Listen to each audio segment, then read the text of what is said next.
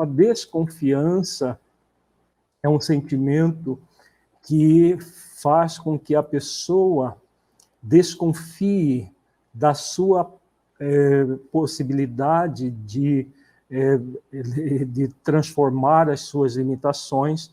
Um processo de autodesconfiança é aquela pessoa que se sente insegura, que se sente incapaz de realizar esforços de autotransformação e que gera um movimento de simplesmente da pessoa desconfiar das suas possibilidades.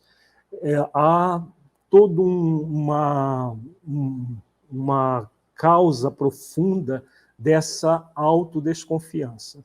Comumente, a autodesconfiança vem de um sentimento de insegurança existencial, em que a pessoa sente que ela é um ser jogada no mundo, que não existe um sentido profundo para a vida, não existe uma razão de ser de tudo que há no mundo.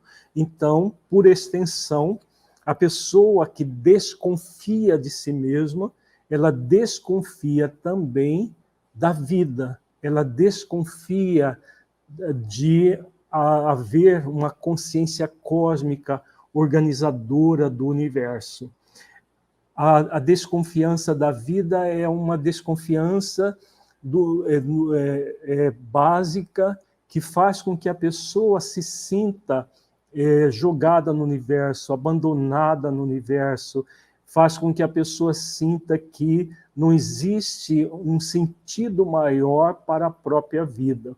E, claro, essa desconfiança da vida se baseia principalmente na desconfiança em relação ao Criador da vida, a consciência cósmica organizadora do universo. Em relação à desconfiança da consciência cósmica, do arquétipo primordial, que popularmente nós chamamos de Deus, existem dois tipos de desconfiança: a desconfiança explícita e a desconfiança implícita. A desconfiança explícita vem do materialismo, do niilismo, de todo o movimento de negar tudo que é de origem transcendente, tudo que está ligado ao Criador da vida, tudo que está ligado ao espiritual, ao transcendente do ser. O materialismo ainda é muito forte na nossa sociedade e produz, principalmente pelo cientificismo, um processo de niilismo. Niilismo significa a negação de tudo aquilo que é sagrado, de tudo aquilo que é transcendente. Então, a pessoa que cultua o materialismo, cultua o niilismo, ela nega a existência de Deus, ela nega a existência do próprio espírito que ela nega tudo isso. E por isso gera uma desconfiança explícita. A pessoa nega tudo que diz respeito ao transcendente. A desconfiança implícita tem a ver com as próprias leis da vida. A pessoa diz que aceita a ideia de Deus, inclusive muitos entram no movimento de temer Deus e não de amar a Deus, como nós recomendamos na psicologia consciencial. A pessoa tem um movimento de temor com relação a Deus, um respeito temeroso, e pede a Deus que a vida dela seja sempre, ela tenha uma proteção e que tudo aconteça de acordo com aquilo que ela deseja. Quando surge alguma experiência mais desafiadora, alguma experiência dolorosa, normalmente a pessoa que tem essa desconfiança implícita, ela começa a dizer que Deus não é pai, como que pode Deus ter feito aquilo com ela, inclusive tem alguns filmes muito interessantes que abordam essa dúvida profunda de pessoas que tinham uma crença em Deus, mas nesse Deus protetor daqueles que praticam determinados dogmas religiosos e que quando acontece, por exemplo, uma doença em família, a pessoa treme nas suas bases, porque existe uma desconfiança implícita todas as vezes que as coisas não saem de acordo com aquilo que a pessoa gostaria que fosse. Ela quer um mundo dessa forma, um mundo em que ela está protegida, seus entes queridos estão protegidos, ninguém passa por desafios. Os desafios é para os outros que não creem em Deus.